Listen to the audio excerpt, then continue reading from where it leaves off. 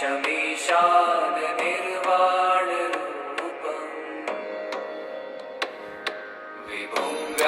Friends, I am ಆಶಾ. ನಾವಿವತ್ತೆಲ್ಲರೂ ನಮ್ಮ ಮನೆ ದೇವರಾದಂಥ ಕೊಟ್ಟೂರಿಗೆ ಹೊರಟಿದ್ದೀವಿ. ನಮ್ಮ ಕೊಟ್ಟೂರಿನ ಪಯಣಕ್ಕೆ ನಿಮಗೂ ಕೂಡ ಸ್ವಾಗತ. ಕೊಟ್ಟೂರು ವಿಜಯನಗರ ಡಿಸ್ಟಿಕಲ್ಲಿದೆ. ಶಿವಮೊಗ್ಗದಿಂದ ಕೊಟ್ಟೂರಿಗೆ 3:15 ಗಂಟೆ ಹಿಡಿಯುತ್ತೆ. ಹಾಗಾಗಿ ಬೆಳಗ್ಗೆ ಬೇಗನೆ ಎದ್ದು ರೆಡಿ ಆಗಬೇಕಾಗಿತ್ತು.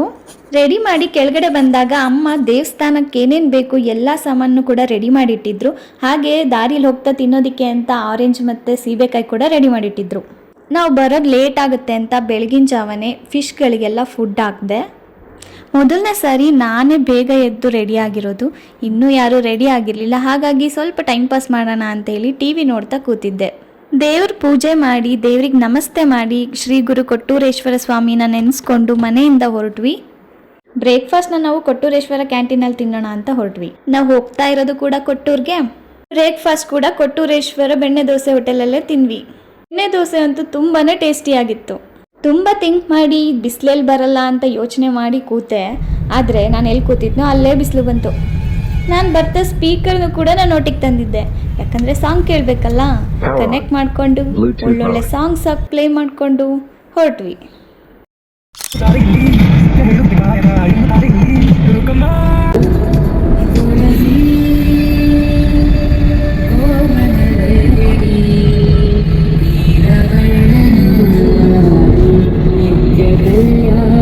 ಊರಲ್ಲಿ ಒಂದೇ ದೇವರಿನ 3 ಟೆಂಪಲ್ ಇದೆ.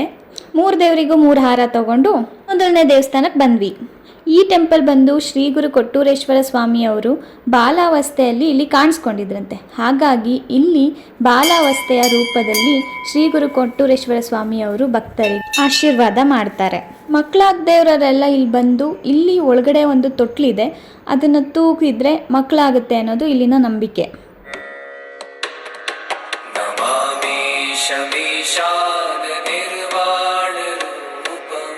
ನೀವು ನೋಡ್ಬೋದು, ಇಲ್ಲಿ ಯಾರೋ ಇಬ್ಬರು ದಂಪತಿಗಳು ಒಳಗಡೆ ಹೋಗಿ ತೊಟ್ಲು ತೂಗ್ಬಿಟ್ಟು ಬಂದರು.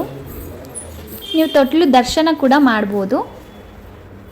ಇಲ್ಲಿ ಕಿಟಕಿಯಿಂದ ಆ ತೊಟ್ಟಿಲು ಕಾಣಿಸ್ತಾ ಇದೆ. ನಾನಿಲ್ಲಿ ನಿಮಗೆ ಪೂರ್ತಿ ದೇವಸ್ಥಾನನ ಒಂದು ಬಾರಿ ತೋರಿಸ್ತೀನಿ ನೋಡಿ, ಚೆನ್ನಾಗಿದೆ. ನಾನು ದೇವಸ್ಥಾನಕ್ಕೆ ವಿಸಿಟ್ ಕೊಡ್ತಾ ಇರೋದು 7 ಇಯರ್ಸಿಂದ.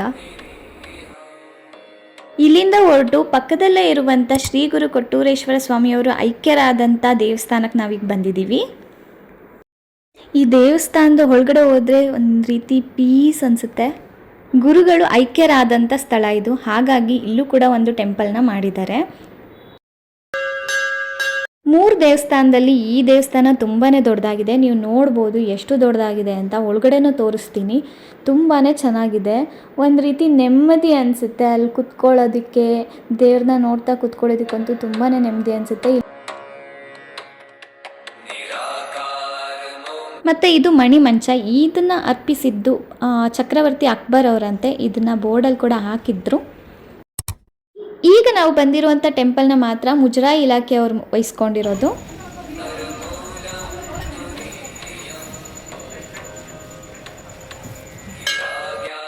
ಇಲ್ಲಿರುವಂಥ ವಿಗ್ರಹವನ್ನೇ ಪಲ್ಲಕ್ಕಿಲಿಡ್ತಾರೆ.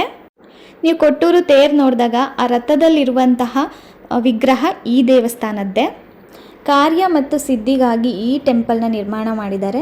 ಇದೇ ದೇವಸ್ಥಾನದ ಪಕ್ಕ ಚಾಮುಂಡೇಶ್ವರಿ ಪ್ರತಿಮೆಯನ್ನು ಇಲ್ಲಿಟ್ಟಿದ್ದಾರೆ. ನೀವು ನೋಡ್ಬೋದು ದೇವಿ ಎಷ್ಟು ಸುಂದರವಾಗಿ ಕಾಣಿಸ್ತಿದ್ದಾಳೆ ಅಂತ. ದೇವಸ್ಥಾನದ ಹೊರಗಡೆ ಸುಮಾರಷ್ಟು ಶಾಪ್ಸ್ ಇದೆ. ನಾವು ಕೂಡ ಅಲ್ಲೇ ಸುಮಾರಷ್ಟು ವಸ್ತುಗಳನ್ನ ಪರ್ಚೇಸ್ ಮಾಡಿದ್ವಿ.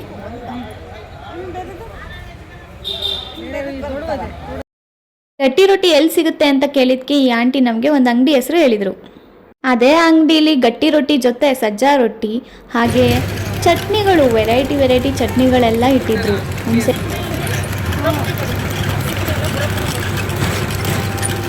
ಏನು ಚಟ್ನಿ ಅಂತಿದ್ದು? ಎಂತ? ಹೌದಾ? ಇವ್ರ ಚಟ್ನಿನ ಕಸ್ಟಮರ್ಸ್ ಎದುರುಗಡೆನೇ ಮಾಡ್ತಾಯಿದ್ರು. ಎಂಥ ಪ್ಲ್ಯಾನ್ ಅಲ್ವಾ? ಚಟ್ನಿ ಕೂಡ ಅಲ್ಲೇ ಮಾಡ್ತಾರೆ, ವ್ಯಾಪಾರ ಕೂಡ ಅಲ್ಲೇ ಮಾಡ್ತದೆ. 2 ಕೆಲಸ ಒಟ್ಟೊಟ್ಟಿಗೆ ಆಗ್ತಾಯಿತ್ತು. ಚಟ್ನಿ ಸ್ಮೆಲ್ ಅಂತೂ ಇಡೀ ಕೊಟ್ಟೂರಿಗೆ ಹರಡೋ ಥರ ಇತ್ತು. ಚಟ್ನಿ ಟೇಸ್ಟ್ ಹೇಗಿದೆ ಅಂತ ತಿಳ್ಕೊಳ್ಳೋದಕ್ಕೆ ಆಂಟಿ ಟೇಸ್ಟ್ ನೋಡಿ ಅಂತ ಅಲ್ಲೇ ಚುಚ್ಚೂರು ಕೊಡ್ತಾಯಿದ್ರು ಟೇಸ್ಟ್ ನೋಡೋಕ್ಕೆ. ಚಟ್ನಿ ಟೇಸ್ಟ್ ಅಂತೂ ತುಂಬಾ ಚೆನ್ನಾಗಿತ್ತು. ನಾವು ಮನೆಗೆ ಬಂದಮೇಲೆ ಇದನ್ನ ಹಾಕ್ಕೊಂಡು ತಿನ್ನಬೇಕು ಅಂತ ಕಾಯ್ತಾ ಇದ್ವಿ. ನೀವು ಯಾರಾದರೂ ಕೊಟ್ಟೂರಿಗೆ ಹೋದರೆ ಈ ಅಂಗಡಿಗೆ ಒಂದ್ಸಲ ವಿಸಿಟ್ ಮಾಡಿ. ಇಲ್ಲಿ ಸಜ್ಜಾ ರೊಟ್ಟಿ ಮತ್ತು ಜೋಳದ ರೊಟ್ಟಿ ಕೂಡ ಸಿಗುತ್ತೆ. ಅದ್ರ ಜೊತೆ ವೆರೈಟಿ ಚಟ್ನಿಗಳು ಕೂಡ ಸಿಗುತ್ತೆ. ನೀವು ಕೂಡ ಇಷ್ಟಪಡ್ತೀರಾ, ತುಂಬಾ ಚೆನ್ನಾಗಿರುತ್ತೆ. ನಾವು ಮನೆಗೆ ಬಂದು ರೊಟ್ಟಿ ಚಟ್ನಿ ಹಾಕ್ಕೊಂಡು ತಿಂದ್ವಿ, ತುಂಬಾ ರುಚಿಯಾಗಿತ್ತು. ಆ ಚಟ್ನಿ ಬೇಕಾದರೆ ನೀವು ಅನ್ನಕ್ಕೂ ಹಾಕೋಬೋದು. ಒಂದು ರೀತಿ ಕುಟುಂಬಿ ಟೇಸ್ಟ್ ಬರ್ತಾ ಇತ್ತು. ಈ ಅಂಗಡಿ ಹೆಸರನ್ನ ನಾನಿಲ್ಲಿ ತೋರಿಸ್ತಾ ಇದ್ದೀನಿ ನೋಡಿ, ದರ್ಶನ್ ಹೋಟೆಲ್ ಆ್ಯಂಡ್ ಗ್ರೈಂಡಿಂಗ್ ಅಂತ. ಈ ಹೆಸರನ್ನ ನೀವು ಎಲ್ಲಿ ಕೇಳಿದ್ರು ಇಲ್ಲಿ ಈ ಅಂಗಡಿನ ತೋರಿಸ್ತಾರೆ.